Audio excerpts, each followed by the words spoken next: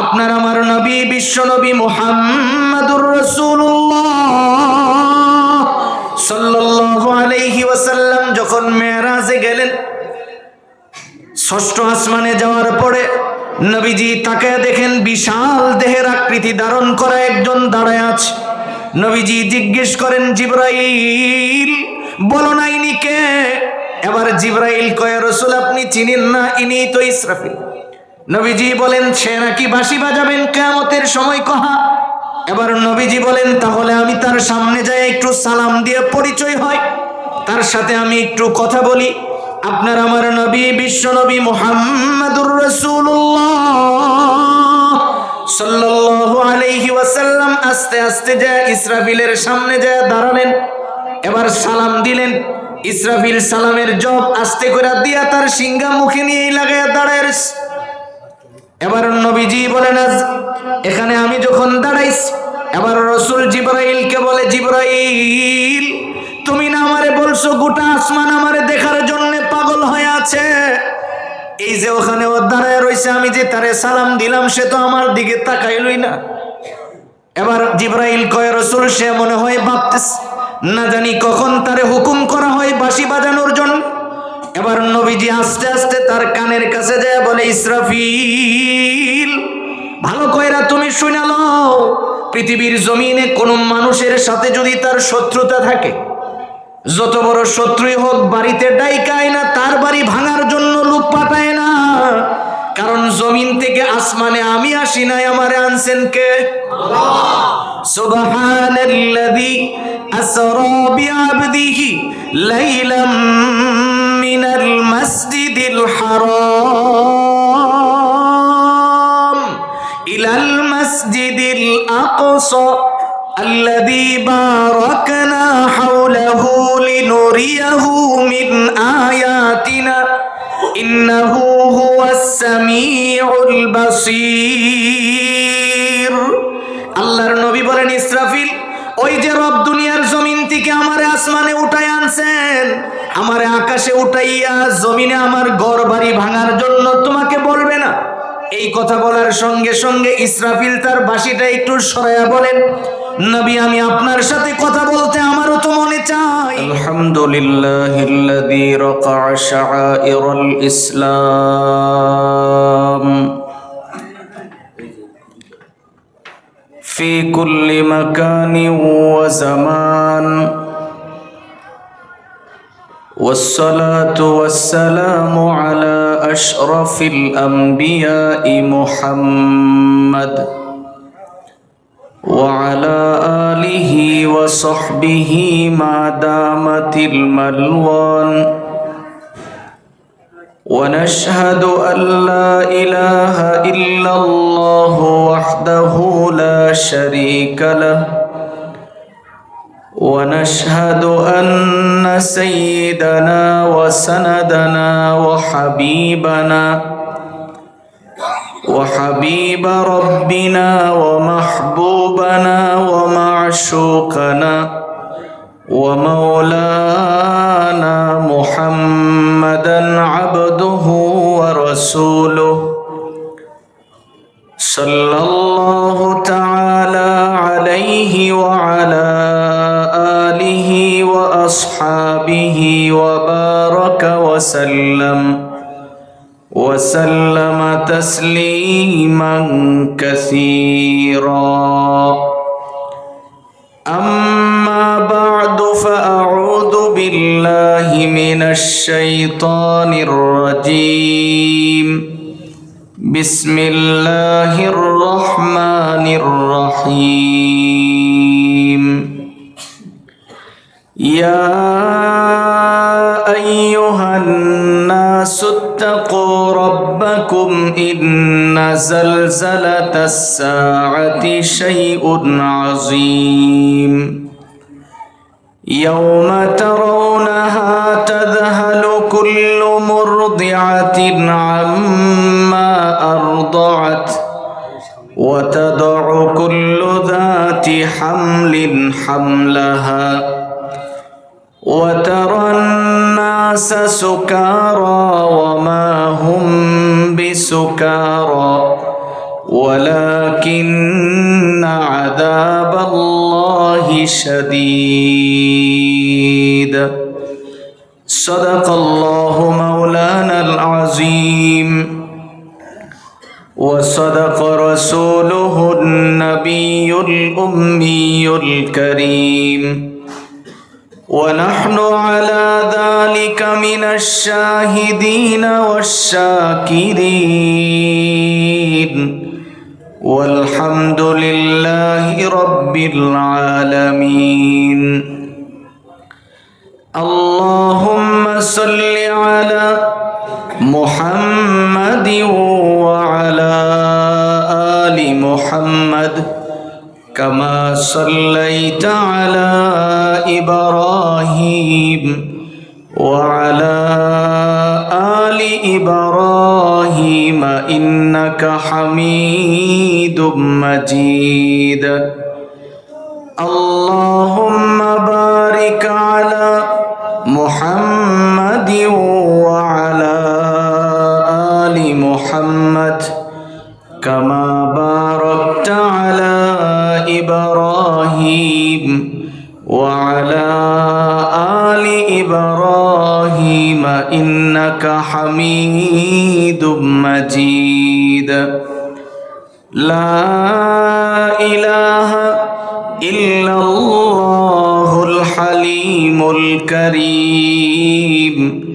سبحان الله وبحمده سبحان الله العظيم سبحانك لا علم لنا إلا ما علمتنا إنك أنت العليم الحكيم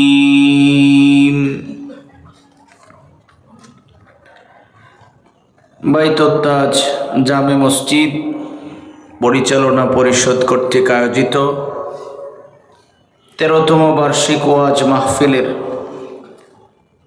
বর্তমান অধিবেশনের শ্রদ্ধাভাজন সভাপতি সাহেব দামাত বারাকাতুহুম, উপস্থিত দেশ ও জাতির কর্ণধার হযরত উলামায়ে কেরাম, অত্র এলাকার বিভিন্ন অঞ্চল থেকে আগত ইসলাম প্রিয় মুসলিম ভাইরা, পর্দার অন্তরালে অবস্থানরত অত্যন্ত নম্রভদ্র ফরদানিশীন মা ও বোন, মহান রব্বে করিমের নিকট শুকর আদায় করছি, যিনি অত্যন্ত দয়া করে মেহেরবানি করে আমাদের হায়াতটাকে দীর্ঘায়িত করে সুস্থ শরীরে আজকের এই মোবারক পরিবেশে বসে জমানার শ্রেষ্ঠ মানব উলামায়ে কেরামের জবান থেকে কোরআন ও হাদিসের কিছু কথা শোনার তৌফিক দিয়েছেন। এই জন্য আমরা সকলেই পড়ছি আলহামদুলিল্লাহ। মোহতারাম ভাই, আমি আপনাদের সামনে পবিত্র কোরআনে কারিমা থেকে সূরা হজ্জের শুরু থেকে ধারাবাহিক 2টি আয়াত তিলাওয়াত করেছি। আল্লাহ রাব্বুল ইজ্জত ওয়াল জালাল যেন তিলাওয়াতকৃত আয়াত এবং হাদিসের আলোকে আমাকে ইখলাসের সহিত কিছু কথা বলার এবং আপনাদের সকলকে আমল করার নিয়তে শোনার তৌফিক দান করুন। সকলে বলি আমিন। আমার ভাই, আমরা সকলেই ভালো করে জানি যে এই পৃথিবীতে আমরা কেউ থাকার জন্য আসি নাই। শুধু আমরা যে পৃথিবীতে থাকবো না, বিষয়টা এরকম নয়, পৃথিবীও থাকবে না। একদিন এই পৃথিবীর সমস্ত ব্যবস্থাপনা কি হয়ে যাবে? ভেঙে চুরমার হয়ে যাবে। এই কথাটা আল্লাহ রাব্বুল আলামিন আজ থেকে প্রায় 1500 বছর আগে কোরআন নাজিল করে নবীজিকে জানিয়েছেন। পৃথিবীর ব্যবস্থাপনা আপনি যত সুন্দরই দেখেন আর যাই দেখেন, এই পৃথিবী একটা সময় এই রকম থাকবে না। যেমন আমরা গত কয়েকদিন আগে ভূমিকম্প হয়েছিল না একটু, ওই সময় তো বুঝতে পারছি যে আসলে যে পৃথিবী থাকবে না, মাত্র কয়েক সেকেন্ড জাকি দিয়েছিল। কি পরিমাণে মানুষ বিল্ডিং থেকে রাস্তায় নামছিল, আপনি ধারণা করতে পারেন যে কি পরিমাণে ভিতরে ভয়ভীতির সঞ্চার হয়েছিল। আল্লাহ রাব্বুল আলামিন এই কথাটাই বলেন, শোনো, তোমরা যেমন পৃথিবীতে থাকবে না, পৃথিবীও একদিন থাকবে না। এটা ভেঙে চড়ে চুরমার হয়ে যাবে। এই ব্যবস্থাপনাটাই এরকম থাকবে না। তাহলে তোমার কাজ কি হবে? কাজ হলো যেন পৃথিবী থেকে বিদায় হওয়ার সময় আল্লাহ রাব্বুল আলামিনের কাছে এইটুকুন সিওরিটি নিয়ে যেতে পারো যে তোমার ইন্তেকালের পরে আল্লাহ তোমাকে কি দিবেন? জান্নাত দিবেন। কারণ আমরা তো জান্নাত কামাই করার জন্যই রব্বুল আলামিন আমাদেরকে এই পৃথিবীতে পাঠিয়েছেন। আপনি দেখেন সাইয়্যিদুনা আদম আলাইহিস সালামকে যখন জান্নাত থেকে বের করা হলো, তিনি যখন বুঝতে পারলেন, কান্না শুরু করলেন। কান্না শুরু করার পরে আল্লাহ রাব্বুল আলামিন আদম আলাইহিস সালামকে বলে দিলেন, যাইতেছো, এটা সাময়িক, আবার চলে আসবা। কথাটা বোঝার জন্য মুফতি শফি রহমতুল্লাহ আলাই চমৎকার করে লিখেছেন। এখন যদিও এমন আমরা দেখি না, কিন্তু আমাদের ছোটবেলায় দেখছি বিবাহের সময় বাড়ির থেকে কন্যা যখন স্বামীর বাড়িতে যাইতো কি পরিমাণে যে কান্নাকাটি করত। বর্তমানে কান্দে না তো, কারণ কানলে যা লাগাই সেগুলি যাবগা, এলিয়ে কান্দে না। এই তখন শুধু কান্ত না, আশপড়শি সহ আরো এরকম 50-100 জন মহিলা এই কান্দায় যোগ দিত।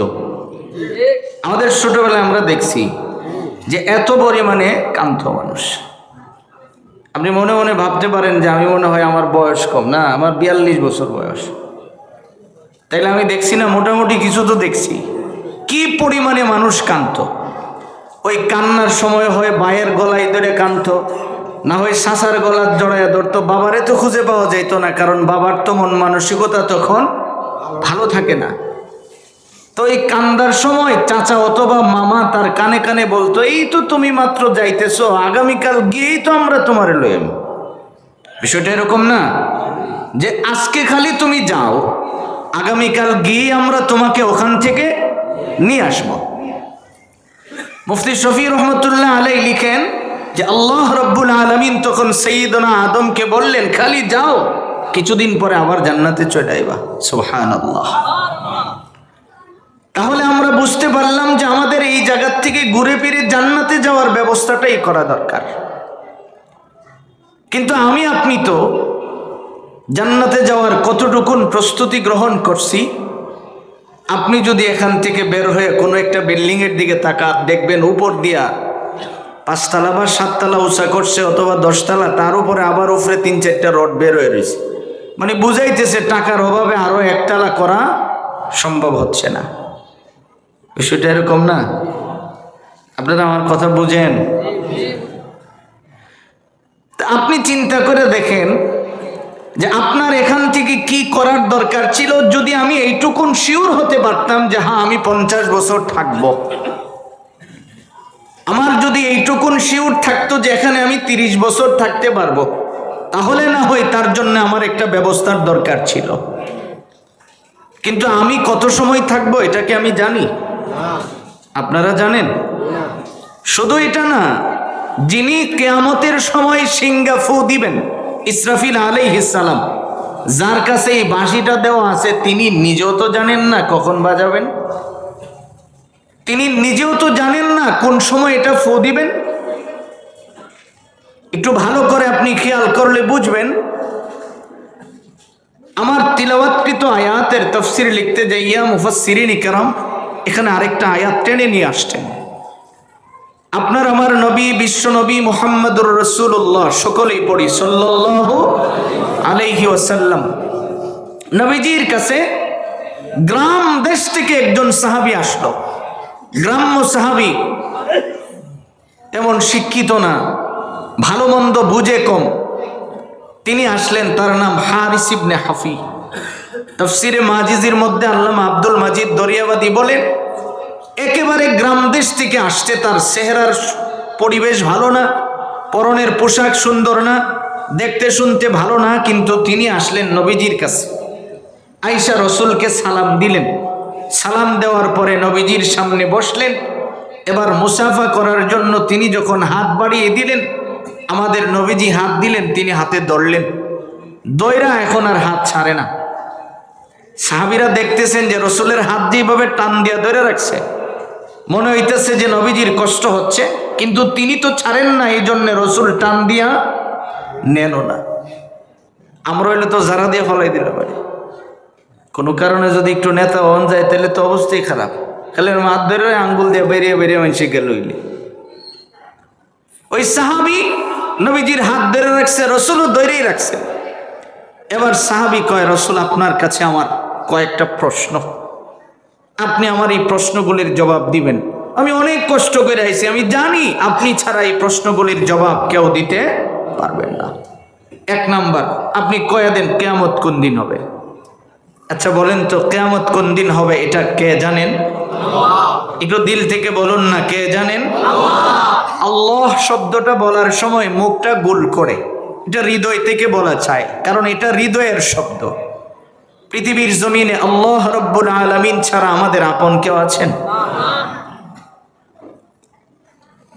এবার সাহাবী যখন রসুলকে বললেন যে নবী কিয়ামত কোন দিন হবে আপনি বলেন, নবীজি তো চিন্তায় পড়ে গেলেন, ওরে আমি কোন ভাষায় সান্ত্বনা দিব? গ্রামের মানুষ যেভাবে আমারে জড়ায়া ধরে রাখছে, আর সে বলতেছে আপনি ছাড়া এই কথাটা কেউ বলতে পারবে না, আপনি যতক্ষণ না বলবেন আমি হাত ছাড়তেছি না। রসুল চিন্তায় পড়ে গেলেন। ঠিক এই সময়েই জিবরাইল নবীজির কাছে কয়েকটা আয়াত নিয়ে আসলেন। সুবহানাল্লাহ। আপনি একবার চিন্তা করে দেখেন তো, এই মানুষটা কি পরিমাণের তার ভালোবাসা ছিল যে তার এই প্রশ্নের জবাবগুলি দেওয়ার জন্য আল্লাহ রাব্বুল আলামিন সঙ্গে সঙ্গে জিবরাইলকে পাঠিয়ে দিলেন। মানুষটা যদিও দুর্বল হয়, মানুষটা যদিও অনেক দূর থেকে গ্রাম দেশ থেকে আসছে, তার কোনো শিক্ষা নাই, কিছুই নাই, কিন্তু তার হৃদয়ে অগাধ ভালোবাসা ছিল, বিশ্বাস ছিল। কথা বলুন ঠিক কিনা? এবার নবীজি শোনাচ্ছেন, ইন্নাল্লাহা ইনদাহু ইলমুস সাআহ। আপনার আমার নবী বিশ্ব নবী মুহাম্মদুর রাসূলুল্লাহ সাল্লাল্লাহু আলাইহি ওয়াসাল্লাম বলেন, এ হারিস ইবনে হাফি শোনো, আল্লাহ রাব্বুল আলামিন আমারে আয়াত নাজিল করে জানায়া দিয়েছেন, জিবরাইল আইসা আমারে শোনাইছেন, নবী আপনি বলেন কিয়ামতের খবর পৃথিবীর কেউ জানে না, জানেন কে? আল্লাহ। আরো জোরে বলুন না, কে জানেন? কারণ আমরা জানি কিয়ামতের সময় ইসরাফিল আলাইহিস সালাম তিনার বাঁশি যখন বাজায়া দিবেন, আল্লাহ তাআলা আমার তিলাওয়াতকৃত আয়াতের মধ্যে বলেন, ইয়া আইয়ুহান নাসুত্তাকু রাব্বাকুম ইন্না জালজালাতাস সাআতি শাইউন আযীম ইয়াওমা তারাউনাহা তাযহালু কুল্লু মুরদিআতিন আম্মা আরদাআত ওয়া তাদউ কুল্লু যাতি হামলিন হামলাহা ওয়া তারান নাসা সুকারা ওয়া মা হুম বিসুকারা ওয়ালাকিন্না আযাবাল্লাহি শাদীদ। আল্লাহ রাব্বুল আলামিন বলেন, নবী এই দুনিয়ার জমিনে ইসরাফিল যখন তার বাঁশিটা বাজায়া দিবেন, জমিনের অবস্থাটা কেমন হবে? জমিন যখন কম্পন শুরু করবে, আপনারা ভালো করে জানেন দুনিয়ার জমিনে মানুষ যখন পাগল হয়ে যায়, পাগলের কোনো আগামাথা ঠিক থাকে না, দিক বেদিক পাগল দৌড়াতে থাকে। আল্লাহ রাব্বুল আলামিন বলেন, নবী দুনিয়ার মানুষগুলিকে পাগলের মতো দেখা যাবে, প্রক্ষান্তরে তারা কিন্তু পাগল নয়। অতঃপর আল্লাহ কয়, শোনেন, মায়ের গর্ভে যদি সন্তান থাকে, কখন জানি সন্তান প্রসব হয়ে গেল তার খবরই নাই। আল্লাহ তাআলা বলেন, ওই ভয়াবহ পরিস্থিতিটা হবে কোন সময়? কিয়ামতের সময়। বলুন কোন সময়? এবার বলেন তো, হারিস ইবনে হাফি কয়, রাসূল আপনি ওই ভয়াবহ সময়টা আমারে জানায়া দেন। কেন? কারণ ওই সময় আমি যেন মহান রবের কুদরতি পায়ে সিজদা দিয়ে থাকতে পারি। সুবহানাল্লাহ।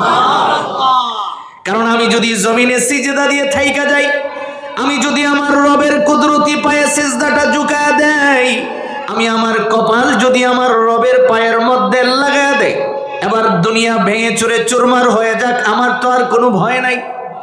নবীজি বলেন, শোনো, যত প্রকারের চেষ্টাই করো তোমার জানার কোনো সুযোগ নাই, কারণ কিয়ামত কখন হবে, কোন দিন হবে, এটা কে জানেন? আল্লাহ কয় ইন্নাল্লাহ ইনদাহু ইলমুস সাআহ। আল্লাহ তাআলা কয় নবী আপনি জানায়া দেন কিয়ামতের খবর পৃথিবীর কেউ জানেন না, একমাত্র রব্বুল আলামিন তিনি জানেন। এবার ভালো করে শুনেন, ফিরিশতু কাজিব হালত নামক কিতাবের মধ্যে লেখা হয় আপনার আমার নবী বিশ্ব নবী মুহাম্মাদুর রাসূলুল্লাহ সাল্লাল্লাহু আলাইহি ওয়াসাল্লাম যখন মেরাজে গেলেন, ষষ্ঠ আসমানে যাওয়ার পরে নবীজি তাকায় দেখেন বিশাল দেহের আকৃতি ধারণ করা একজন দাঁড়ায় আছে। নবীজি জিজ্ঞেস করেন জিবরাইল বলো না ইনি কে? এবার জিবরাইল কয় রাসূল আপনি চিনেন না, ইনি তো ইসরাফিল। নবীজি বলেন সে নাকি বাঁশি বাজাবেন কিয়ামতের সময় কহা। এবার নবীজি বলেন তাহলে আমি তার সামনে যাই একটু সালাম দিয়ে পরিচয় হয়, তার সাথে আমি একটু কথা বলি।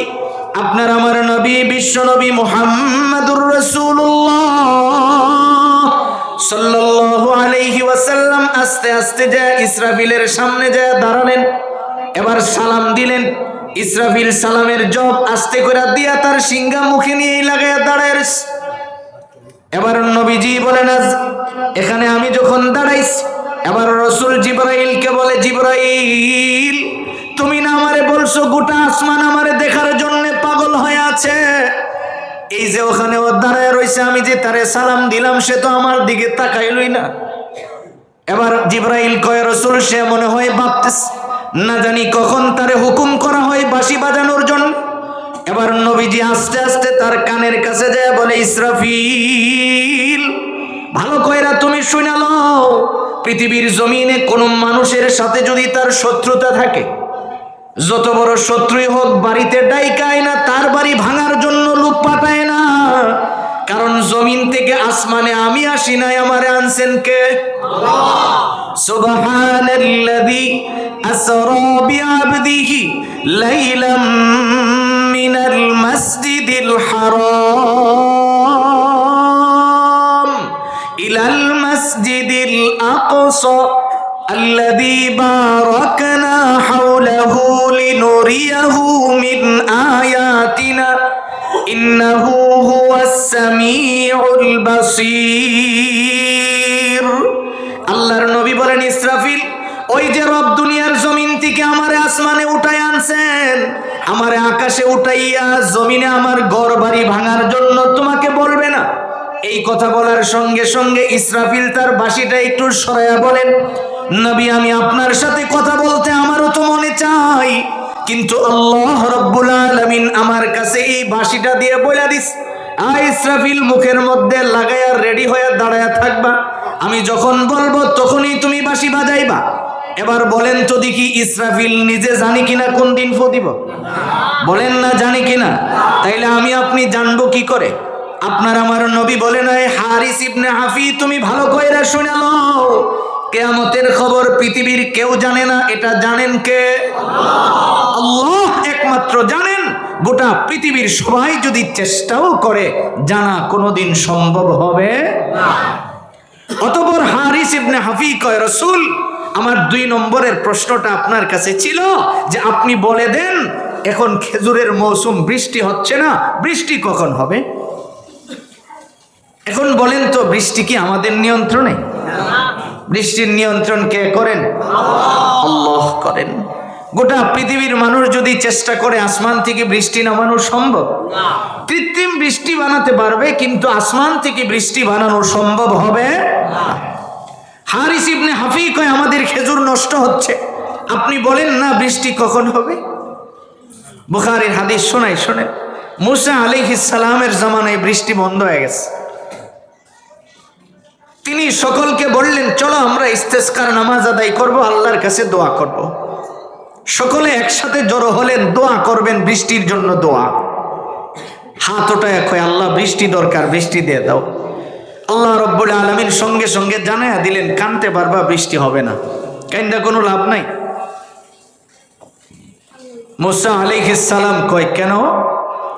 এই যে দেখো তোমার সামনে যারা আছে এখানে তোমার একজন এমন ব্যক্তি আছে তোমার উম্মতের ভিতরে যে দুনিয়ার এমন কোনো অন্যায় নাই সে করে না, কাজেই তার হাত যতক্ষণ আমার সামনে ওঠানো থাকবে আমি তো তার দোয়া কবুল করব না।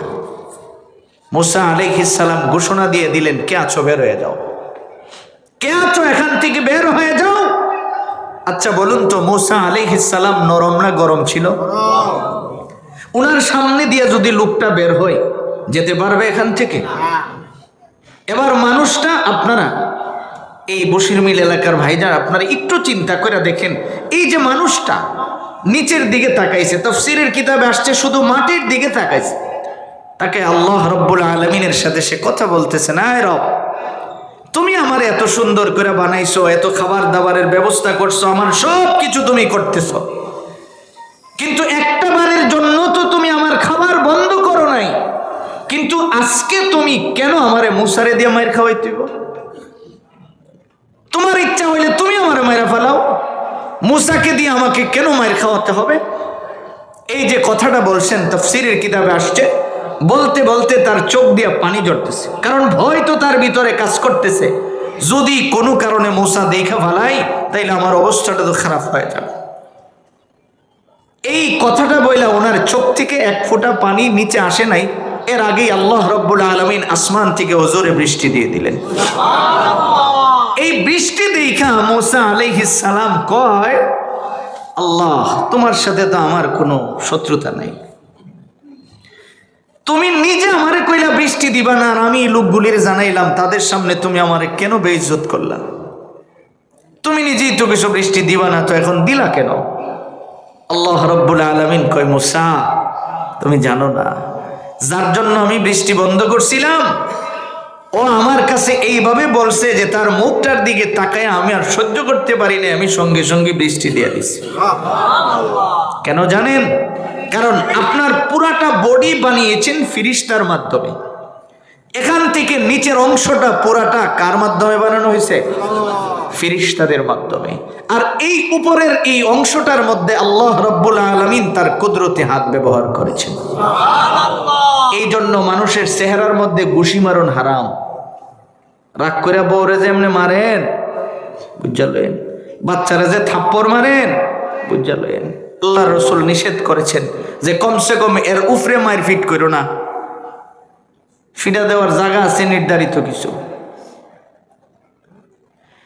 আমার ভাই যেহেতু আমি ওইদিকে কথা বলবো না, আমি যেটা বুঝাইতে চাচ্ছি, এবার বৃষ্টির পরে মুসা আলাইহিস সালাম কো, আল্লাহ যেই মানুষটা তোমার কাছে এত দামি হয়ে গেছে এই মানুষটার আমার একটু দেখাই দাও। এখন দেখি আল্লাহ তাআলা কয়, মুসা যেই সময় সে অন্যায় করছিল তখনই দেখায় নাই, আর এখন তো আমি তারে আমার রহমতের চাদর দিয়ে জড়ায় আনিছি, যাকে আমি চাদরের ভিতরে ঢুকাইছি ওকে তো আর তোমাকে দেখাবো না। সুবহানাল্লাহ বলেন। এবার গাজীপুরের ভাইরা এবার একটু নিজে চিন্তা করে দেখেন তো, যে আল্লাহ যাকে রহমতের চাদরে ঢুকায়া তার পিছনের সব গুনাহ মাফ করে দেয়, তা আপনি যে মানুষের কথাগুলি শাস্ত্রল বয়ে বয়ে কোন, আপনি যে সারাদিন আরেকজনের দোষ নিয়ে আলোচনা করেন, আপনি যে সারাদিন অন্যের দোষ আলোচনা করতে মজা লাগে আপনার, তাহলে আপনি যাবেন কই? তিনি তো আল্লাহর কাছ থেকে ক্ষমা নিয়ে রেডি হয়ে গেছেন, এখন জান্নাতে চলে যাবেন, কিন্তু আপনি যে তার দোষগুলি মানুষের সামনে প্রকাশ করলেন, আপনি যাবেন কোথায়? যদি আমার সময় হয় আমি আপনাদেরকে বুখারীর একটা হাদিস শোনাবো, যে আপনি কোন জায়গায় যাবেন এটা আপনি বুঝলেন। তো যেই কথাটা বলতেছিলাম, ওই হারিস ইবনে হাফি কয়, রাসূল বৃষ্টি কোন দিন হইব কয়া দেন। বৃষ্টি কখন হবে এটা আমি জানি না, কারণ বৃষ্টির নিয়ন্ত্রণ কে করেন? আল্লাহ। এবার সে তার প্রশ্ন ছিল, নবী আপনার কাছে আমার প্রশ্ন, আপনি বলেন আমার স্ত্রীর গর্ভে একটা সন্তান আছে, আমি দেখে আসছি, এই সন্তানটা ছেলে না মেয়ে হবে এটা আপনি বলেন। এখন ছেলে মেয়ে বানানোর যোগ্যতা কার? আল্লাহ। পৃথিবীর কেউ পারে? যদি মানুষ পারতো তাহলে মেয়ে ছেলে কি জন্ম নিত? জিন্দিগিতে মেয়ে হয়তো কারো ঘরে বাচ্চা বাচ্চা সুন্দর সুন্দর ফুলাফান প্রিন্সের মতো হাত ধরে লইলে নইলে, যদি আপনার এই ধরনের সুযোগ দিত আমার মতো বেসুলা হইল না তো। কারণ আপনি সবচেয়ে সুন্দরটা দিক আগে আড্ডা ধরলে নিলে যে এটা আমার দরকার, আমার ওখানে কারাগারে লেগে যেতেন। কিন্তু আল্লাহ রব্বুল আলামিন নির্বাচন করেন কাকে কখন পাঠাবেন, কার ঘরে দিবেন, এটা নির্বাচন কে করেন? আল্লাহ। এবার হারিস ইবনে হাফি কয়, রাসূল আমার 4 নম্বরের প্রশ্ন ছিল, আমি আজকে কি খাইছি এটা আমি জানি, কিন্তু আগামীকাল কি খাবো এটা আমাকে আপনি একটু বলে দেন। আচ্ছা আপনি কি বলতে পারবেন যে আগামীকাল আপনি কি খাবেন? কইতে পারবেন? কোয়ার কোনো সুযোগ আছে? সব কিছু রেডি, তারপরেও তো আপনি খাবার খেতে পারবেন না যদি আপনার রিজিক এখানে না থাকে। আপনার রিজিক যদি অন্য জায়গায় থাকে আপনি বলতেও পারবেন না। এরকম অনেক হয়, আপনি বাজার থেকে ভালো জিনিস কিনে এনেছেন, বাসায় দিয়েছেন আপনার ওয়াইফ পাক করার জন্য, রেডি করছে, কিন্তু এমন কাজ আপনার পড়ে গেছে, আপনি দৌড়ে চলে গেছেন, এই খাবার আর আপনি খেতে পারেন নাই। রিজিকের জিম্মাদার কে বলেন? আরো জোরে বলেন না। পৃথিবীর জমিনে মানুষ ছাড়া আর কোনো প্রাণী রিজিক সংরক্ষণ করে না। মানুষ ছাড়া আর কোনো প্রাণী রিজিক জমা করে রাখে না। তাদের দরকার হয় না, যখন তাদের যা প্রয়োজন হয় সবগুলির ব্যবস্থা কে করে দেন? আল্লাহ। একমাত্র মানুষই জমা করে। একটা মাসআলা ভালো করে বুঝে নিন। আপনি যদি মনে করেন, অনেক সময় আমাদের ফান্ডিং থাকে এরকম যে যদি কোনো কারণে অসুস্থ হয়ে যায় 5 লাখ টাকা রেখে দিয়েছে, যদি কখনো চিকিৎসার দরকার হয়, আল্লাহ রসুল নিষেধ করেছেন যে তুমি যে উদ্দেশ্য করে টাকাটা রাখবা, যতক্ষণ এই পারপাস এই টাকা খরচ না হবে তোমার মরণ হবে না। এবার আপনি চিন্তা করে দেখেন তো, আপনার কাছে চিকিৎসার ফান্ডিং আছে যে অসুস্থ হইলে যেন আমি খরচ করতে পারি। কয়জন মানুষ এমন আছেন যে আমি যেন আল্লাহর রাস্তায় খরচ করতে পারি, আমার একটা ফান্ডিং আছে? আছে কি আমাদের এরকম? নাই। কেন? এরকম হওয়ার কথা তো ছিল না।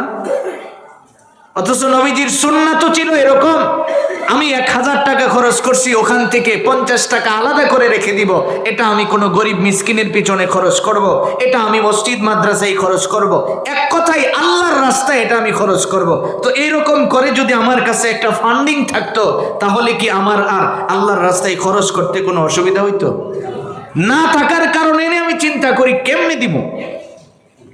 না থাকার কারণে আমার কাছে কোনো মিসকিন আসলে আমি চিন্তাই পড়ে যাই আমি তাকে কিভাবে দিব। আমার ভাই যেই কথাটা বলতেছিলাম, তার প্রশ্ন হইল, আমি আজকে যা খাইছি জানি, আগামীকাল কি খাবো আপনি বলে দেন। রসুল কয়, তুমি কি খাইবা আমারে জিজ্ঞাসো, আমি যে কি খামো এটাই তো আমি জানি না।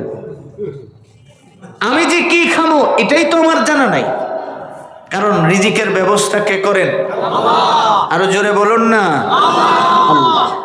ওমা মিন দাব্বাতিন ফিল আরদি ইল্লা আলাল্লাহি রিজকুহা। আল্লাহ তাআলা বলেন, শোনো, পৃথিবীর জমিনের প্রত্যেকটা মাখলুকের রিজিকের জিম্মাদার একমাত্র আল্লাহ। কখন কাকে কোন অবস্থায় রিজিক পৌঁছাবেন এটা একমাত্র কে জানেন? আল্লাহ। এবার হারিস ইবনে হাফি কয়, রাসূল আমার শেষ প্রশ্নটা ছিল আপনার কাছে যে আমি কোন জায়গায় জন্ম নিছি এটা আমি জানি, কিন্তু আমি মরবো কোন জায়গায় আপনি এটা কয়ে দেন। মরণের খবর যদি আমরা জানি, মনে করেন এখান থেকে বের হইয়া বুটবাজার গেলে বাসের নিচে পড়ে মরে যামুগা, এই সংবাদটা যদি কেউ জানে, তাহলে এই লোকরে কি ঘরের থেকে কোনো সময় বের করুন যাইব? সিটি কর্পোরেশনের এই যে কি বেকু যদি আনে, এরপরও তো আর এটাই না বের করুন যেত না। কারণ সে যদি জানে তাহলে সে ঘর থেকে বের হবে না। আল্লাহ তাআলা বলেন, শোনো, কে কখন কোথায় মৃত্যুবরণ করবে এটা পৃথিবীর কেউ জানে না, একমাত্র কে জানেন? আল্লাহ। মরণকে একমাত্র আল্লাহ রব্বুল আলামিন রেডি করে রাখছেন। আপনি কথা মনে করেন না যে আপনার মরণ কোন সময় হইব আপনি না জানলেও এর জন্য কিন্তু নির্ধারিত একটা সময় আছে। আর যিনি আপনাকে নিবেন তিনিও কি আছে? রেডি আছে। কুল ইয়াতাওয়াফাকুম মালাকুল মাউতিল্লাযী ওয়াক্কিলা বিকুম সুম্মা ইলা রাব্বিকুম তুরজাউন ওয়ালাউ তারা ইযিল মুজরিমুনা নাকিসু রুউসিহিম ইনদা রাব্বিহিম রব্বানা আবসারনা ওয়া সামি'না ফারজি'না না'মাল সালিহান ইন্না মুকিনুন। আল্লাহ রাব্বুল আলামিন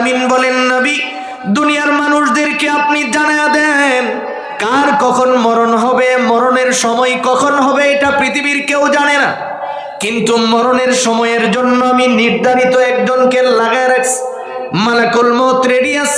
যার যখন মরণের সময় হয়ে যায় অটোমেটিক তার কাছে আজরাইল হাজির হয়ে যায়। কথা বলুন ঠিক কিনা? আজরাইল আসার সময় কি আমগোর বাড়িতে কোনো নোটিশ পাঠায়? বলেন না, নোটিশ পাঠায়? নোটিশ দিয়ে আজরাইল আয়। সাধারণত 2000 টাকা পাইব, ইলারে যদি আইতাছে জানি তাইলে বাড়িঘর ছেড়ে দেয়। আর যদি আজরাইল আয় জানে তো এই এলাকা তার আইব কোনোদিন? আল্লাহ রাব্বুল আলামিন বলেন কার কখন মরণের সময় হয়ে যায় এটা পৃথিবীর কেউ জানে না। জানেন কে? আপনার আমার নবী বলেন, শোনো, আমি যখন সপ্তম আসমানের উপরে চলে গেলাম, ওখানে যাওয়ার পরে সিদরাতুল মুনতাহার সেই বড়ই গাছের সামনে হাজিরা দিলাম। ওখানে যায় দেখি একজন এরকম গার কাত করে ওই গাছের দিকে তাকায় রয়েছে। এবার নবীজি জিবরাইলকে বলেন, জিবরাইল বলো নাইনি কে? এবার জিবরাইল কয়, রাসূলুল্লাহ তো আজরাইল। নবীজি কয়, যেহেতু আজরাইল রে দেখেই ফেলাইছি, একটু সালাম দেই, কথা বলি। এবার সামনে যায় আজরাইলের সামনে গিয়ে সালাম দিলেন। আজরাইল সালামের জবাব দিলেন, কিন্তু নবীজির দিকে তাকান নাই। অতঃপর রাসূল বলেন, কেন তুমি আমার দিকে তাকাও না, বলো না? আজরাইল কয়, রাসূল আপনি আমার দিকে একটু ভালো করে নজর করে দেখেন, আমি যেই গাছের দিকে তাকায় রইছি ওই গাছের প্রত্যেকটা পাতায় পাতায় পৃথিবীর সমস্ত মাখলুকের নামগুলি লেখা। নবী আমি ওই গাছের দিকে তাকায় রইছি, কোন পাতাটা পড়বো আর আমি তারে ধরে আনো। সুবহানাল্লাহ। তাহলে আজরাইল নিজেও তো জানে না আপনার সামনে কোন দিন আইব। মুফতি শফি রহমতুল্লাহ আলাইহি বলেন, প্রত্যেক দিন প্রতিটা মানুষের চেহারার দিকে আজরাইল 5 বার ভালো করে তাকায়, 5 বার তার সামনে আইসা তার খাতাটা দেখা মিলাইতে চেষ্টা করে, ওরে কি ধরে বলাম। আপনি একটু ভালো করে চিন্তা করে দেখেন। এবার নবীজি জিজ্ঞেস করে, আজরাইল বলো না তুমি এট এ টাইম দুনিয়ার জমিন থেকে কি কইরা মানুষগুলিকে নিয়ে আসো? গাজীপুর থেকে একজনকে নিলা, ব্রাহ্মণবাড়িয়া থেকে আরেকজনকে নিলা, ঢাকার শহর থেকে আরেকজনকে নিলা, ময়মনসিংহ থেকে আরেকজনকে ধরো, এট এ টাইম কি কইরা ধরো? এবার আজরাইল কয়, রাসূল আপনি আমার হাতের দিকে একটু ভালো করে তাকান। নবীজি বলেন, আমি যখন তাকাইলাম, আমি তাকায় দেখি আজরাইলের পুরা হাতের তালুর ভিতরে ছোট্ট একটা প্লেটের মতো দেখা যায়। এবার নবীজি বলেন, আজরাইল বলো না তোমার হাতের তালুর মধ্যে যে প্লেটটা দেখা যায় এটা কি? আজরাইল কয়, রাসূল এটাই হলো গোটা দুনিয়া। সুবহানাল্লাহ। তার মানে গোটা দুনিয়া আজরাইলের হাতের তালুর ভিতরেই রয়েছে। এবার নবীজি বলেন, আমি একটু ভালো করে নজর করলাম। অতঃপর আমি নজর করার পরে আমি তাকায় দেখি ওই প্লেটের ভিতরে ছোট ছোট পিপিলিকার মতো কি যেন ঘুরতেছে। এবার তাকানোর পরে আজরাইল রে জিগাইলাম, এইগুলি কি বলো না? কয় এই যে দেখেন পিপিলিকার মতো ঘুরতে আছে, এইগুলি হলো আপনার উম্মতের রূহ। এখন বলেন তো আনার জন্য কি যাওয়া দরকার না আঙ্গুল বাড়ি দিলেই চলে? কথা বলুন না। তাহলে আপনার আমার কাছে এট এ টাইম যাওয়ার জন্য আজরাইল কি দৌড়ানোর কোনো প্রয়োজন আছে? আপনার আমার নবী বিশ্ব নবী রহমাতুল্লিল আলামিন বলেন, উম্মত শোনো, জিবরাইল আমাকে শোনাইলেন বনি ইসরাইলের একজন মানুষকে আল্লাহ হায়াত দিয়েছেন 500 বছর। বলেন কত বছর? আরো জোরে। 500 বছর।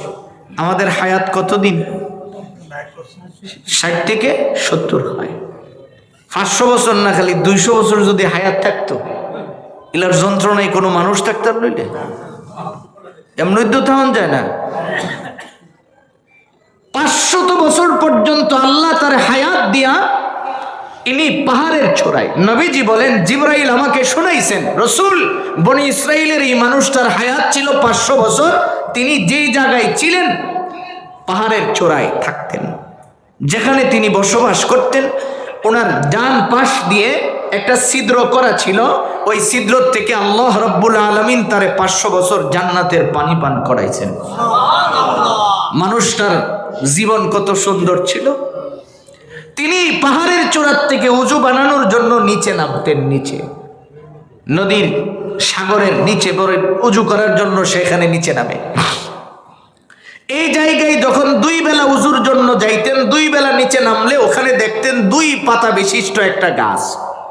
গাছের মধ্যে 2টা ডালিম হয়, ওনার সামনেই গাছ বড় হচ্ছে, ডালিম ধরছে, পাকছে, ওখান থেকে উঠে নিয়ে আসে খায়। তাহলে আল্লাহ রাব্বুল আলামিন তার খাবারটা কত সুন্দরভাবে ব্যবস্থা করছেন। এইরকম করে 499 বছর যখন চলে গেল, এবার এই লোকটা আল্লাহ রাব্বুল আলামিনের দেওয়া এই গাছ থেকে ফল খাইছে একরকম, গাছটা সবুজ, ফলটা ছিল লাল।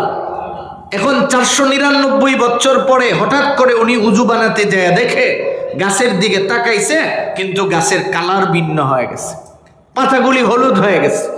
চিন্তায় পড়ে আর ফলটা উঠায় আনে নাই, উপরে আসতে আইসা সিজদায় পড়া আল্লাহ রাব্বুল আলামিনের কাছে বলতেছে, রব তোমার কাছে আমার প্রশ্ন, এই 499 বছর এই গাছের ফল খাইলাম, কোনোদিন কালার ভিন্ন দেখলাম না, কিন্তু আজকে গাছের কালার কেন ভিন্ন হয়ে গেল? আল্লাহ রাব্বুল আলামিন সঙ্গে সঙ্গে জবাব দিলেন, শোনো, শুধু গাছের কালার ভিন্ন না, তার মানে এই গাছের এই কালারটা এক সময় লাল হয়ে পাতাটা পড়ে যাবে, তোমারও হায়াত শেষ, তুমিও দুনিয়ার থেকে বিদায় হয়ে চলে যাবে। এখন তার মনের মধ্যে প্রশ্ন জাগলো, আমি যে মরমু, আমার অবস্থাটা কি হবে? আল্লাহ তাআলার কাছে সে দোয়া করতেছেন, রব আমার মরণটা যেন আপনার কুদরতি পায়ে সিজদারত অবস্থায় হয়। কেন?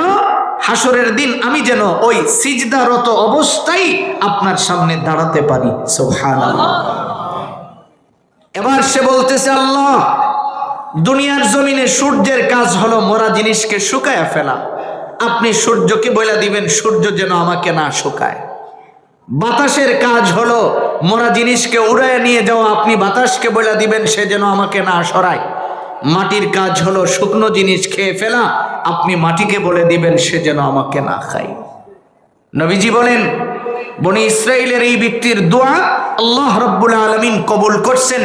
সিজদারত অবস্থায় তার ইন্তেকাল হয়েছে, এখন তাকে বাতাসেও সরায় নাই, সূর্যও শুকায় নাই, মাটিও তারে খায় নাই।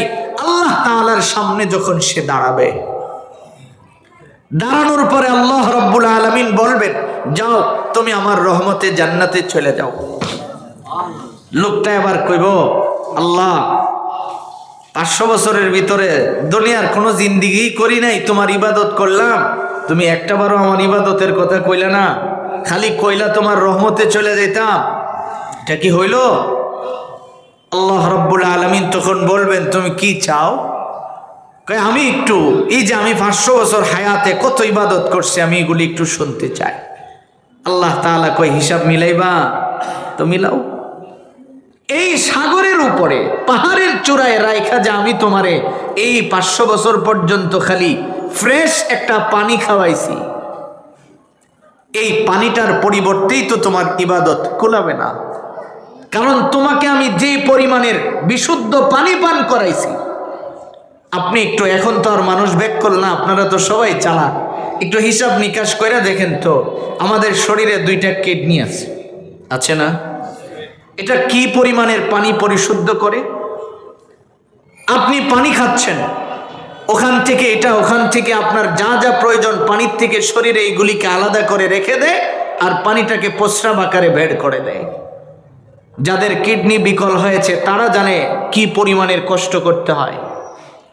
আল্লাহ তাআলা তাকে বলবেন, হিসাব মিলাইতে চাও তো পানির বিনিময়ে মনে করো তোমার 500 বছর শেষ।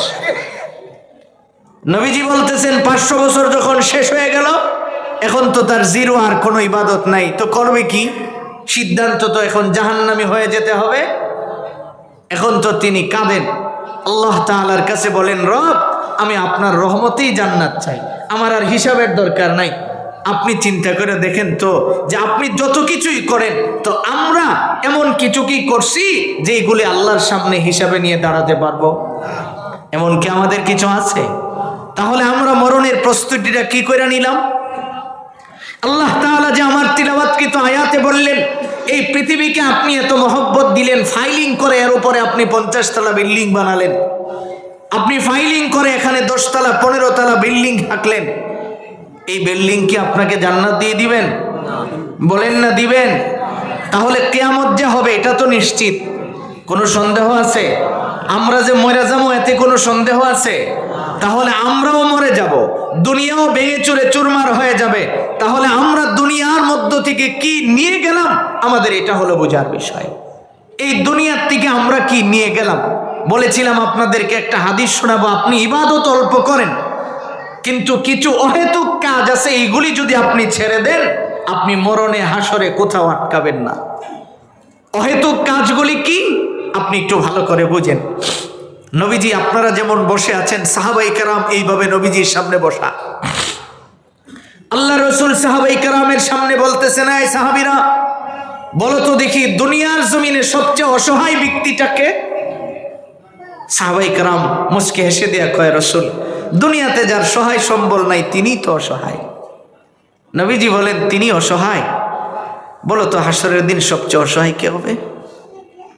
এবার সাহাবাই কেরাম বলেন, যার কোনো ইবাদত থাকবে না তারাই তো অসহায়। আল্লাহর রসুল সাল্লাল্লাহু আলাইহি ওয়াসাল্লাম মুচকি হাসি দিয়া বলেন, না, হাসরের দিন এমন একজন ব্যক্তি দাঁড়াবে যার ইবাদতের ভিতরে ফরজের কোনো অভাব নাই। ভালো করে বুঝেন, যার ইবাদতের ভিতরে সুন্নতের কোনো অভাব নাই, যার ইবাদতের ভিতরে ওয়াজিবের কোনো অভাব নাই, যার ইবাদতের ভিতরে দান সাদাকার কোনো অভাব নাই। এক কথাই পৃথিবীর এমন কোনো ইবাদত নাই যে সে করেন নাই। সমস্ত ইবাদত নিয়ে সে দাঁড়াইছে, দেখতে চমৎকার সুন্দর, এখন খালি সে জান্নাতে চলে যাবে। এমন সময় একজন লোক দৌড়ে আসবে, আইসা কবে, আল্লাহ ইনি যে এইভাবে দাঁড়ায় রয়েছে এত সুন্দর করে, তিনি কোথায় যাবেন? আল্লাহ তাআলা বলবেন, ও তো জান্নাতে চলে যাবেন এখন। তখন ওই বান্দা বলবে, আল্লাহ ওরে যে আপনি জান্নাত দিয়ে দিতেছেন, আমার তো তার সাথে একটু হিসাব আছে। হিসাবটা কি? কই, সে আমার ব্যাপারে একটা মিথ্যা সাক্ষ্য দিয়েছিল, যার কারণে আমি 2 বছর জেল খাটছি। আল্লাহ তাআলা বলবেন, ঠিক আছে, তোমার গুনাহগুলি ওর কাছে রাখো, আর ওর কাছ থেকে আমি তোমাকে কিছু নেকি দিয়ে দেই, তুমি এইগুলি নিয়ে জান্নাতে চলে যাও। সুবহানাল্লাহ। নবীজি বলতেছেন, শোনো, এইভাবে আরেকজন আইব, আয়া কইব তার সাথে আমার কিছু হিসাব আছে। তার ক্ষমতা ছিল সে আমাকে ধমক দিছে, তার ক্ষমতা ছিল সে আমাকে গালি দিছে, আমি অনেক কষ্ট করে গালিটা সহ্য করছি। আল্লাহ তাআলা বলবেন, যাও কিছু নেকি লয়ে যাও, গুনাহগুলি রেখে যাও। এরকম করতে করতে এক পর্যায়ে দেখা যাবে তার যত ইবাদত ছিল সবগুলি মানুষ লয়ে গেছে, আর অন্যের গুনার বোঝা তার মাথায় নিতে নিতে এত ভারী হয়েছে, এখন সে জাহান্নামী হয়ে গেছে। রসুল কয়, সবচেয়ে অসহায় ওই ব্যক্তি যিনি দুনিয়াতে কষ্ট করে ইবাদত কামাই করছে, আর এই জবানের কারণে হাসরের দিন তার সমস্ত ইবাদতগুলি মানুষ লয়ে গেছে। এখন আপনারা বলুন তো, যে এই জবানটাকে সেভ করা জরুরি কিনা? জোরে বলুন, দরকার কিনা? এবার আপনি একটু হিসাব মিলান তো, সারাদিন আপনি আপনার এই জবান দিয়া কত মানুষের দোষ করেন? সারাদিন আপনি আপনার এই জবান দিয়ে কত মানুষের দুশ্চর্চা করছেন? আরে মসজিদে বইও তো আপনি অন্যের সমালোচনা করতেছেন, তাসবিহ পড়তেছেন তো পড়তেছেন, ফাঁকে দিয়া কয়া বইছেন, ইমাম সাহেব কেন ওনার মাসে একবার বাড়ির যাওয়ান লাগবো? কি চাকরি করে? আচ্ছা, এটা কোনো কথা হইল? এই যে আপনি একটা বাজে কথা মুখ দিয়ে বের করলেন, এই কথাটার কোনো দরকার ছিল? এই কথাটা বের করার কারণে হাসরের দিন আপনি ওই ইমামের সামনে দাঁড়ায় যেতে হবে। একটু ভালো করে আপনি বুঝেন, আমি আপনাদেরকে অনেক ভালোবাসি, এই জন্য বলতেছি, শুনেন। আপনি তো মনে করতেছেন এই কথাটা আমি কইছি, কি হয়েছে? বেচারা মসজিদের খাদেম দমক মারলেন, এই মিয়া তোমার কাম কি মসজিদ 5 বেলা খায়া 10 বার পরিষ্কার করতে পারো না? আপনি যে ওনাকে এই কথাটা বললেন, তা আপনি তো ফাও দইলেন না, সারা রাস্তার ময়লা লয়ে এসে এখানে দইছেন, দইয়া যখন মসজিদে ঢুকতেছেন কিছু ময়লা তো ভরতেই পারে, তো বড়াইলেন আপনি দোষিল খাদেমের, আর তারা আপনি জারি দিলেন যে মিয়া তোমার কাম কি, তুমি 5 বেলা আজান দিয়া 10 বার মসজিদ মুসবা, তোমার আর অন্য কোনো কামে রাখছি তোমারে? এই যে জারিটা দিলেন, এই জারির কারণে হাসরের দিন আপনি তার মুখোমুখি হবেন। বুঝা নিয়েন, আপনি তার মুখোমুখি হবেন, হওয়ার পরে আপনি বুঝতে পারবেন যে আপনি কি করছেন। তখন তো ইবাদত ছাড়া আর কোনো বিনিময় চলবে? বলেন, ইবাদত ছাড়া আর কোনো বিনিময় চলবে? আর কোনো বিনিময় চলবে না। আপনি যদি মনে করেন সালাকি করে বাচ্চা যাবেন গা, তাইলে হইব? তো গল্প মনে হয়েছে শোনাই, 2 সুরে মিল্লা ছাগল চুরি করছে, এখন চুরি টুরি করে না ভাগ শাক করছে, খাইবো, এমন সময় মনে হয়েছে যার এই ছাগলটা তো চুরি। এখন যদি কেউ রাইন না একটু দোয়া দুরুস ফরাইয়া কমসে কম গুনাহটা একটু কমান যায়, গিয়ে একজন মৌলবীরে ধরে আনছে, না কয় হুজুর একটু দোয়া করে, তো হুজুর দোয়া করছে, দোয়ার পরে কয় দোয়া যে পড়ছি তোবারক টোবারক, কই যে এই যে খাসি ভাগ করে রাখছি খান। তিনজনে মিল্লা খাইছে। খাওয়ার পরে হুজুর জিগায় খাসিটা তো ভালো হয়েছে, তার একটা সুরা ওইটা কমিয়া ভালো যে হয়েছে, আপনি জানেন এটা কি? এটা তো চুরি করে আনছি। কারণ ওটা বলস কি জি হুজুর চুরি করছি তো করছি, এখন আপনারা তো আনছি গুনাহ কমাইবার লিগে নেই। তো হুজুর কয় আরে ভাই কল চুরি যে করলি এটা যদি মানুষে জানে আমার চাকরি থাকবো। হুজুর টেনশন করেন না, কেউ জানতো না, কারণ এখানে আপনি আর আমরা, আমাদের পক্ষ থেকে কেউ জানবে না, কারণ জানলে আমরা চুরিটা সবাই জানা লাগবো। আর আপনার পক্ষ থেকে যদি কেউ জানান তাইলে আপনি চুরির ছাগল খাইছেন, আপনার চাকরি যাব। কাজেই জানার তো আর কোনো সুযোগ নাই। এখন হুজুর তো নীরবে বয়ে বয়ে ভাবতেছে, সূরা রাজিগাই কেন আপনার না সান্ত্বনা দিলাম, আপনি চিন্তা করেন কি? কবেটা তোর ইতা চিন্তা তো আমি করি না, আমি তো চিন্তা করতেছি আমি তো আল্লাহর দরবারে দাঁড়াইতে হবে। এখন এক সুর ওইটাকে আল্লাহর দরবারে যে আপনি দাঁড়াইবো, তো ওই সময় দাঁড়ানোটা কেমন হইব হাসরের দিন আমার একটু কন্ত। তো হুজুর কইতাছে তুই যখন দাঁড়াইবি ছাগল হলেও দাঁড়াইবো, আল্লাহ ওই দিকটা ছাগলটা রেডি করবো, ছাগলে সিল্লি দেখ কইব হ্যাঁ আমারে চুরি করে জব করছিল। এবার হ্যাঁ ওইটাকে হুজুর বুদ্ধি তো একটা ফায়ালাইছি, কারণ ছাগলও যদি থাকে মালিকও যদি থাকে, টান দিয়া ছাগলের না মালিক রে দিলাম ফায়দা যে আমরা খাইলাম এটাই তো পাবো। বিষয়টা কি এরকম? আপনি চাইলেই কি দিয়া লাইতে পারবেন? দেওয়ার কোনো সুযোগ আছে? তাহলে আল্লাহর দরবারে যে আপনি দাঁড়াবেন, এই কথাটাই আল্লাহ রব্বুল আলামিন আমার তিলাওয়াতকৃত আয়াতে বলেন, পৃথিবীর মানুষ শোনো, তুমি যে আল্লাহর দরবারে দাঁড়াইবা তুমি কিন্তু একটা প্রস্তুতি নিয়ে আইসো। তুমি যে এই পৃথিবীও থাকবে না, তুমিও থাকবে না, কাজেই এই পৃথিবীর জন্য তুমি যা কিছু করতেছো এটা তো তোমার কোনো কাজে আসবে না। তুমি খাইতেছো ঘুমাইতেছো, ঘুমানোর জন্য তোমার বাসস্থানের প্রয়োজন, বানাইছো বানাও, কোনো অসুবিধা নাই, কিন্তু এটা তো তোমার না। কিন্তু তুমি যে মরবা, তুমি ওখানে কি নিয়ে আসবা এটা একটু আগে ঠিক করবা। আল্লাহর দরবারে যে তুমি দাঁড়াইবা, তুমি কি নিয়ে আইসা দাঁড়াইবা, তুমি এই প্রস্তুতিটা নিয়ে আইসো। এই প্রস্তুতি নিয়ে আসার জন্য আমি আপনাদেরকে কয়েকটা কথা শোনাইতেছিলাম। এর মধ্যে একটা হলো জবানকে সেফ করে ফেলা। এই জবান দিয়ে কোনোদিন মানুষের দোষ চর্চা করা যাবে না। বলেন অন্যের সমালোচনা করা যাবে? বলা যাবে? যদি আমি অন্যের সমালোচনা করি আমার নেকি নিয়ে যাবে না আরেকজন? তাইলে আমি ইবাদত কম করতে পারি, কিন্তু আমার এইটুকুন যদি আরেকজন মালিক হয়ে যায়, আমার লাভ হইল না লস হইল? যেদিন লসটা আমি দেখতে পারবো ওই দিন কি আর এই লস পোষানোর কোনো সুযোগ আছে? কোনো সুযোগ নাই। ওই দিন আপনার আর সুযোগই থাকবে না। এই লস আপনি পোষাবেন কি কইরা? কারণ এই যে লসটা হবে আপনার নেকি তো আরেকজন নিয়ে যাবে। এই জন্য রাসূল বলছেন, শোনো, তুমি তোমার জবানকে সেভ করবা, দেখবা যে দুনিয়ার অনেক প্রকারের সমস্যার থেকে আল্লাহ তোমারে সেভ করে দিবেন। আপনি কাউরে বেশি কোনো কথা কইলেন না, তাইলে আপনার কি সমাজে কোনো শত্রু থাকবে? শত্রু তো তৈরি হয় জবানের কারণে, শত্রু তো তৈরি হয় মানুষকে গালি দেওয়ার কারণে, শত্রু তো তৈরি হয় মানুষকে ভিন্ন ভাষায় কটু কথা বলার কারণে। তাহলে আমি যদি কাউকে খারাপ কিছু না বলি, কাউকে যদি গালি না দেই, তাহলে আমার তো শত্রু হওয়ার কথাই না। এই জন্য রাসূল শিখাইছেন যে শোনো, দুনিয়ার জমিন থেকে তুমি সহজে জান্নাত চাও। হযরত আবু হুরায়রা প্রশ্ন করছে, ইয়া রাসূলুল্লাহ, আপনি আমাকে বলেন না আমি সহজে জান্নাতে আসতে পারবো কি করে? আমি কিয়ামতের দিন সেই ভয়াবহতার থেকে আমি বাঁচতে পারবো কি করে? আল্লাহর রাসূল বলছেন, শোনো, ইন্নাল জান্নাতা তাশতাকু ইলা খামসাতি নাফার। রাসূল কয়, নিশ্চয়ই জান্নাত 5 কাজ যারা করে ওদের জন্য জান্নাত আশা পোষণ করে যে আল্লাহ ওই মানুষটারে আমার ভিতরে ঢুকায়া দাও। সুবহানাল্লাহ। 1 নাম্বার রাসূল কয় তালিল কোরআন, যারা বেশি বেশি করে কোরআন তিলাওয়াত করে। বলেন কি তিলাওয়াত করে? কোরআন। কোরআন তিলাওয়াত তো আপনার ইন্তেকালের পরে এটা আলো হবে, আলো, এটা নূর হয়ে দাঁড়াবে। তাহলে আপনি হাসরের দিন যখন দাঁড়াবেন, চতুর্দিকে এই আলোটা আপনাকে আলোকিত করে রাখবে, আপনি কত অন্ধকারাচ্ছন্ন হবেনই না। বেশি বেশি করে কোরআন শরীফ তেলাওয়াত করা। পারবো না ইনশাআল্লাহ? 2 নাম্বার ওয়াহাফিজিল লিসান। রাসূল কয় তুমি তোমার জবানকে সেভ করবা।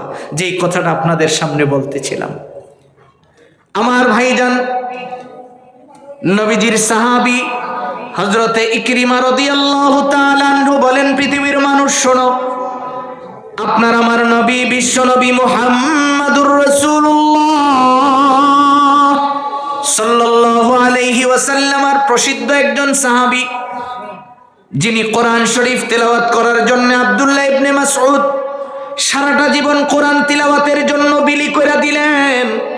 ওই সাহাবীর কবর মক্কাও নাই, মদিনাও নাই, তায়েফের দিকে আপনি যখন রওনা করবেন, ওই তায়েফে যাওয়ার রাস্তায় তিনার কবর পাওয়া যায়।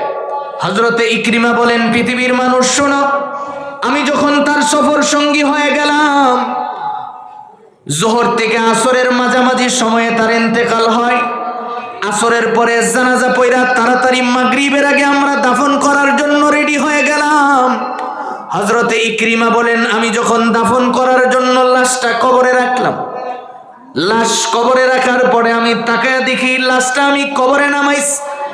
নিজ হাতে আমি তার সফর সঙ্গী হিসাবে ওনার লাশটা আমি কবরে নামাইলাম। এবার লাশ আমি কবরে নিয়ে রাইখা, লাশ কবরে দিয়া আমি লাফ দিয়া উপরে ওইটা বসছি, কেননা এবার আমি পাটাতন বিছায়া বিছায়া মাটি দিয়া কবরটা বন্ধ করে দিব। এক পর্যায়ে আমি তাকায় দেখি তিনার কবরের ভিতরে সাদা দবদবে একটা পাখি ঢুকে গেছে। আমি চিন্তা করলাম, জীবিত পাখি সহ তো দাফন করা যায় না। এবার আমি লাফ দিয়া কবরে নামলাম, আবার পাখি উপরে উঠে গেছে। অতঃপর আবার আমি কবরে নামলাম, পাখি উঠে, আবার আমি নামলে পাখি উঠে, পাখি নামলে আমি উঠি, এরকম করে 2 একবার হয়ে গেল। এক পর্যায়ে আমি দেখতেছি মাগরিবের সময় খুব কাছাকাছি চলে আসছে। এবার আমি চিন্তা করলাম, এইভাবে যদি আমি দৌড়াইতেই থাকি, মাগরিবের আগে লাশটা তো আমার দ্বারা দাফন করা সম্ভব হবে না। এই চিন্তা করে আমি সিদ্ধান্ত গ্রহণ করলাম, পাখি কবরে রাইখে আমি দাফন করব। এক পর্যায়ে আমি যখন পুরোপুরি প্রস্তুতি গ্রহণ করলাম, এবার কবরটা যখন আমি বন্ধ করে দিলাম, এবার আমি তাকায়া দেখি তার শিয়রের পাশে একজন সাদা দবদবে পোশাকওয়ালা লোক দাঁড়ালেন। শরীরের মধ্যে সাদা দবদবে পোশাক পরিধান করা, মাথার মধ্যে সাদা পাগড়িওয়ালা। আমি তো মানুষটারে জীবনে আর কোনোদিন দেখি নাই। এই মানুষ মক্কারও না মদিনারও না, এটা আমি শিওর, কারণ এত সুন্দর মানুষ জীবনে আমি কোনোদিন দেখি নাই। অতঃপর আমি তাকায়া দেখি তিনি মাথার পাশে দাঁড়িয়ে দাঁড়িয়ে মধুর সুরে কোরআন শরীফ তেলাওয়াত করেন। সুবহানাল্লাহ।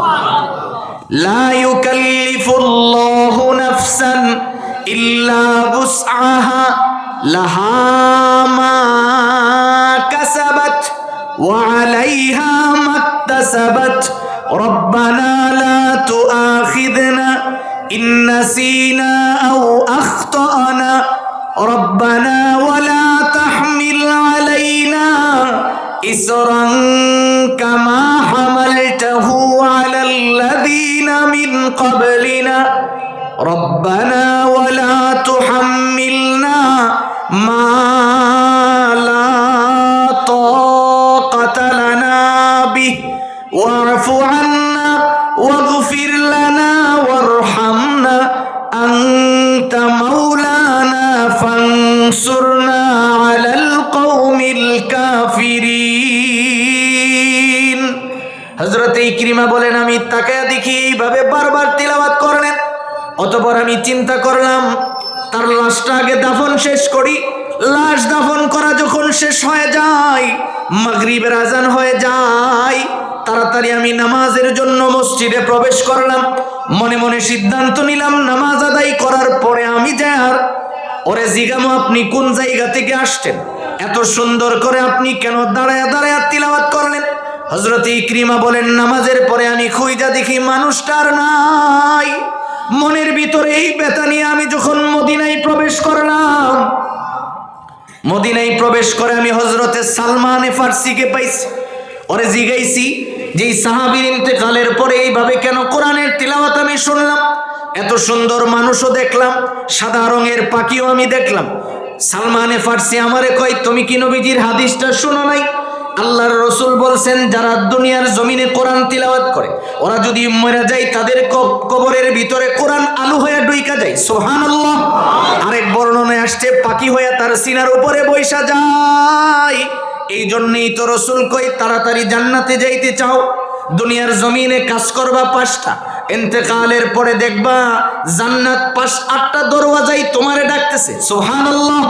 1 নম্বরে রাসূল কই, তালিল কোরআন, দুনিয়ার জমিনে যখন সময় পাইবা তো বেশি বেশি করে কি তিলাওয়াত করবেন? মাশাআল্লাহ, জোরে বলুন কি তিলাওয়াত? 2 নম্বর ওয়াহাফিজিল লিসান, জবানকে সেভ করো। এই জবান দিয়ে আমরা যেই পরিমাণের গুনাহ করি জানিও না আমি কি বলতেছি। এই জন্যই তো আল্লাহ তাআলা সতর্ক করে বলছেন, মা ইয়ালফিজু মিন কাউলিন ইল্লা লাদাইহি রাকিবুন আতীদ। পৃথিবীর মানুষ শোনো, তোমার জবান দিয়ে যেই শব্দটা তুমি বের করো সেম শব্দটা ফেরেশতারা সংরক্ষণ করে ফেলেন। এই জন্য আপনি আপনার জবানকে সেভ করবেন। পারবো না ইনশাআল্লাহ? 3 নম্বরে রাসূল কয় ওয়া মুতঈমিল জিআন ওয়া মুকসিল উরিয়ান। আল্লাহর রাসূল কয় শোনো, বস্ত্রহীন মানুষকে তুমি বস্ত্র পরিধান করাইবা, ক্ষুধার্ত মানুষকে তুমি খাবারের ব্যবস্থা করবা। এই যে 2টা কাজ, এটা কিন্তু মৌসুমি কাজ। যেমন এখন শীতার্ত মানুষ আছে, তাদেরকে আপনি আপনার সাধ্য অনুযায়ী বস্ত্র পরিধান করালেন, সে যেন শীত থেকে বাঁচতে পারে। ক্ষুধার্ত মানুষকে আপনি আপনার সাধ্য অনুযায়ী খাবার খাওয়াইলেন, সে যেন ক্ষুধার্ত থেকে বাঁচতে পারে। এই 2টা কাজ তো বড় কঠিন কোনো কাজ না। বলেন এটা কি কঠিন কাজ? কঠিন না, আপনি আপনার সাধ্য অনুযায়ী করবেন। অতঃপর রাসূল বলেন সল্লু বিল্লাইলি ওয়ান নাসু নিয়াম, তুমি যখন সময় পাইবা রাতের অন্ধকারে বেশি বেশি নামাজ আদায় করবা, কারণ রাতের অন্ধকারের নামাজ আল্লাহ তাআলার সবচেয়ে প্রিয় নামাজ। রাতের অন্ধকারের নামাজ আল্লাহর কি প্রিয় নামাজ। মনে করেন দিনের বেলা তো লক্ষ লক্ষ মানুষ নামাজ আদায় করতেছে, সজাগ আছে, আর রাতের বেলায় আপনি মুষ্টিময় কয়েকজন নামাজের মুসল্লায় দাঁড়ায় গভীর রাত যখন হয়, আর তখনকার অল্প অল্প মানুষগুলি তরফ খুব সহজে চিনে ফেলেন যে এটা আমার কাছে রাতের বেলায় নামাজে দাঁড়ায় দাঁড়ায় কাঁদতেছে। এই যে 5টা কাজ আছে, এই কাজগুলি অত্যন্ত সহজ কাজ। কথা বলুন ঠিক কিনা? আর এই 5টা কাজ আপনি সহজে পাওয়ার আরো কিছু সহজ মাধ্যম আছে। সর্বশেষ আপনাদেরকে একটা হাদিস শোনাই। দুনিয়ার জমিনে তো আমরা সবাই চাই আমাদের হায়াত যেন লম্বা হয়। কথা বলুন ঠিক কিনা? অসুস্থ হয়েছে, বয়স হয়ে গেছে, এখন বাঁচবে না, এরপরও লয়ে যায় শহীদ তাজউদ্দিন মেডিকেল কলেজে। ওখানে না হলে ঢাকাতে নেওয়া হয়, ঢাকায় না হলে পয়সা থাকলে বিদেশে নেয়, নিয়ে লাইফ সাপোর্টে শোয়া রাখে যেন আরো কিছুদিন বাঁচা যায়। কথা বলুন ঠিক না? সবাই তো চায় যে আমার হায়াত কি হোক, লম্বা হোক। বয়স হয়ে গেছে 70 বছর, এরপরে আপনি যদি বেটারে কোন কেউ কাহা অত বছর ধরে আপনি জিন্দা রয়েছেন, আপনি মরবেন কোন সময় কইতে পারবেন? আপনি কইলে আপনার অস্তিত্ব ঠিক থাকবো? তো সবাই চাই হায়াতটা যেন একটু লম্বা হয়। 2 নম্বরে সবাই চায় আমার পয়সা পাতি যেন বেশি হয়। এমন কি কেউ দেখছেন যে দোয়া করে আল্লাহ দোকান একটা আছে আর দরকার নাই? এমন কেউ দোয়া করে? ব্যবসা আমার একটা আছে, আমার আর ব্যবসার দরকার নাই, এমন কি কেউ বলে? বলে না। যদ্দুর আছে খালি আরো চায়। দোকান আপনার এখানে আছে একটা, চাই যে ঢাকাতে নিউ মার্কেটে আরেকটা দোকান করা যায় কিনা। এটা হলে চিন্তা করে বসুন্ধরা শপিং সেন্টারে আরেকটা দোকান করা যায় কিনা। এটা হলে এরপরে চিন্তা করে কি করে সিঙ্গাপুর গিয়ে ব্যবসা করা যায়, থাইল্যান্ডে গিয়ে কি করে ব্যবসা করা যায়, মালয়েশিয়ায় গিয়ে কি করে দোকানপাট খোলা যায়। কথা বলুন ঠিক কিনা? অর্থাৎ সবাই চায় আমার হায়াত যেন লম্বা হয়, সবাই চায় আমার রিজিক যেন বেশি হয়। এখন হায়াত আছে খাওয়ান নাই, এটা অসুবিধা না? বলেন অসুবিধা কি না? এখন খাওয়ান আছে হায়াত নাই, এটাও তো অসুবিধা। কারণ আপনার টেকা আছে, আপনি খায়া মরতারলেন না, আরেকজনের টেকা নাই কিন্তু হায়াত অনেক লম্বা, ভিক্ষা করে খাওয়ান লাগছে, দুটোটাই তো অসুবিধা, ঠিক না? আল্লাহর রাসূল কয় তুমি যদি একটা কাজ করো এই দুটোটাই বরকত হবে। সুবহানাল্লাহ, জোরে বলুন সুবহানাল্লাহ। এই কাজটা কি আমি আপনাদেরকে বলবো? নিয়ে যাবেন ইনশাআল্লাহ? এই কাজটা হলো আল্লাহর রাসূল বলেন আল্লাহ তাআলা তোমারে যা দিছে ওখান থেকে তুমি একটা ফান্ডিং তৈরি করো। ফান্ডিংটা আমি যেটা বলতেছিলাম যে আপনার কাছে মনে করেন আপনি এখন বাজারে গেছেন, আপনি বাজারে গিয়ে 2000 টাকার বাজার করছেন, ওখান থেকে আপনি 50 টাকা এটা আলাদা করে রাখা দিলেন পকেটে যে এটা আমি আল্লাহর রাস্তায় খরচ করব, এটা আমি একজন এতিম মিসকিনকে দিব। অর্থাৎ এইভাবে করে করে আপনি একটা ফান্ডিং রেডি করলে দেখা যাবে 1 মাস পরে আপনার এখানে 1000, 500, 2000 এরকম কিছু টাকা জমা হবে। হবে কিনা? জোরে বলুন হবে কিনা? তো এরকম ফান্ডিং যদি আপনার থাকে আল্লাহর রাসূল কই তোমার হায়াতেও বরকত হবে, রিজিকেও বরকত হবে। সুবহানাল্লাহ। এই কাজটা করা সহজ না কঠিন? সবাই বলেন না সহজ না কঠিন? আমরা করবো ইনশাআল্লাহ, করবো ইনশাআল্লাহ। নিয়ত করেন যে আপনি করবেন। যদি আপনি করেন তো আপনার ফায়দা কি হবে? আপনার হায়াতেও বরকত হবে, রিজিকেও বরকত হবে। কারণ আল্লাহর রাস্তায় খরচের দ্বারা মানুষের হায়াতে বরকত হয়, রিজিকে বরকত হয়। বাস্তব একটা কথা শোনায়, আবু জাহেল সিরিয়াতে ব্যবসা করত। ব্যবসার এক পর্যায়ে সিরিয়ার একজন লোকের সমস্ত সম্পত্তিগুলি আত্মসাৎ করে সে দেশে চলে আসছে। দেশে আসার পরে, কারণ তার কাজই ছিল মানুষের সম্পদ মেরা দেওয়া। আবু জাহেলের প্রধান বৈশিষ্ট্য ছিল তদানীন্তন সময়ে মক্কার কোনো লোক যদি অন্তিম শয্যায় শায়িত, অন্তিম শয্যা বুঝেন, একেবারে মৃত্যু শয্যায় শায়িত, সে মারা যাবে, এমন সময় তার কাছে গিয়ে কইতো, তোমার যেই বাপসাপ দেখতাছি বেশি সময় বাঁচতা না, আর তুমি মরে গেলে গা, তোমার যে সম্পত্তিগুলি আছে এগুলি তোমার সন্তানগুলি ধরে রাখতে পারতো না, তুমি আমারে ওসিয়ত করে আমার কাছে দিয়ে যাও, ওরা বড় হইলে আমি বুঝাই দিব না। এরকম করে করে সে মানুষের মাল আত্মসাৎ করত। এক পর্যায়ে সিরিয়ার এই লোকের মাল যখন সব লয়ে সে দেশে চলে আসছে, এই লোকটা অর্ধহারে অনাহারে সময় পার করতেছে। সে সিদ্ধান্ত নিল, এবার যে মক্কায় যাবো টাকা ফাইলাম, নতবা আর দেশেই ফিরবো না। শেষ সম্বলটুকু বিক্রি করে তিনি লম্বা সময় সফর করে মক্কায় আসতেন। আয়সা সকাল সময় সে একদম ভোরে মক্কায় প্রবেশ করছে, করে দেখে কাবার চত্বরেই অথবা সাইবা, ওয়ালিদ ইবনে মুগিরা, আবু জাহেল, এই জাতীয় বড় বড় লিডাররা এক জায়গায় বসা। তো দেখলেই তো বোঝা যায় এরা যে নেতা মানুষ, নেতারা দেখলে চিনা যায় না, ওরা যে নেতা মানুষ। ওগর কাছে গিয়া কইছে, ভাই আপনারা দেখা তো ভালো মানুষই মনে হইতেছে, আমি তো সিরিয়ার থেকে আসছি, আপনার দেশে যে একজন আছে আবু জাহেল, ইলা কিন্তু আমার এই সম্পদগুলি মাইরা লইছে, কারণ আপনারা যদি দয়া করে আমার সম্পত্তি উদ্ধার করে দেন, আমি আমার বিবি বাচ্চা নিয়ে চলতে পারি, এটা আপনাদের কাছে। এমন সময় ওরা নজর করে দেখে আপনার আমার নবী ওই মুলতাজাম বরাবর বৈশা রয়েছে। সিদ্ধান্ত নিচ্ছে যে এই সময়ে যদি মুহাম্মদের কাছে পাঠানো যায়, আর গেলে সকালবেলা তো মুহাম্মদ তো দয়ার সাগর, ওর কথা যদি শুনে যদি খালি হৃদয়ে ধরা যায়, তাইলে তো এখন যাই আবু জাহেলের ডাক দিব, কারণ নেতা তো ঘুমতে উঠে অনেক দেরিতে, কারণ যত বড় নেতা এর ঘুম ভাঙ্গে তত দেরিতে। আপনি দেখেন ফাঁক ফিয়া দ্বারা গিয়া বাড়ির সামনে রেডি হয়ে থাকে, নেতা এখনো ঘুমতে উঠে না, কারণ তিনি তো বড় নেতা, অনেক পরেই উঠন লাগবো। এখন ওদের সিদ্ধান্ত হইল, যদি খালি মোহাম্মদ গিয়ে ডাকটা দেয় আর ওর দরজাটা খুললে যখন একটা থাপ্পড় মারবো, আমরা দেখবো মজা লোয়ার লেগে এই কাজটা করছে। বলুন তো আমাদের নবীজিকে কে হেফাজত করেন? এই লোকটা মনে করছে এরা বুঝি সত্যিই কইছে। আল্লাহর নবীজির কাছে যায় হাত মুবারকে ধরছেন, ধরে কয়, আপনি কে? আপনাকে তো আমি চিনি না, কিন্তু দেখতে শুনতে আপনাকে অনেক ভদ্র দেখা যায়। আমি সিরিয়ার থেকে আসছিলাম, আমার কিছু টাকা পয়সা আপনার দেশের নেতা যে আবু জাহেল ইলা লয়ে আইছিল, এখন আপনি যদি দয়া করে আমার টেকা দিয়ে আইনা দিতেন। রসুল জিগায়, মক্কার জমিনে আমার সারার মানুষ পাইছো না? পাইছিলাম তো, আপনার আগে আরো বড় বড় মোটা সোটা কয়েকজন রে পাইছি। কাদেরকে পাইছো? ওই আঙ্গুল দিয়ে দেখাই দিছি, ওই যে দেন বই রয়েছে, ওই ওরারে পাইছিলাম। তো তাদেরকে বলো নাই? বলছি তো, তো তারাই তো আপনার কথা বলছে। এখন কি নবীজির আর বুঝার বাকি আছে? রসুল তো বুঝা বলাইছে, আরে ওরাই তো আমার কাছে পাঠাইছে। এবার নবীজি বললেন, ঠিক আছে চলো। আবু জাহেলের ঘরের দরওয়াজায় গেছে। ওখানে যাওয়ার পরে আপনার আমার নবী, বিশ্ব নবী রহমতুল্লিল আলামিন আবু জাহেলের ঘরের দরজার সামনে এইভাবে আঙ্গুল দিয়ে আঘাত করছে। বলেন তো এইভাবে আঙ্গুল দিয়ে আঘাত করলে কি কারো ঘরের মধ্যে কিছু বোঝা যায়? ঘুমন্ত ব্যক্তি তো বুঝতে পারে না। তাফসীরের কিতাবের মধ্যে আসছেন, আবু জাহেল লুঙ্গির গিট্টাটার মধ্যে এইভাবে এক হাতে ধরছে, আর তার তো বাবরি চুল ছিল, চুলগুলি এলোমেলো, পাগলের মতো হয়ে রসুলের সামনে এসে দাঁড়াইছে। দাঁড়ানোর পরে নবীজি জিগায়, ওর সাথে কোনো লেনদেন আছে? হ্যাঁ আছে। থাকলে পরিশোধ করো।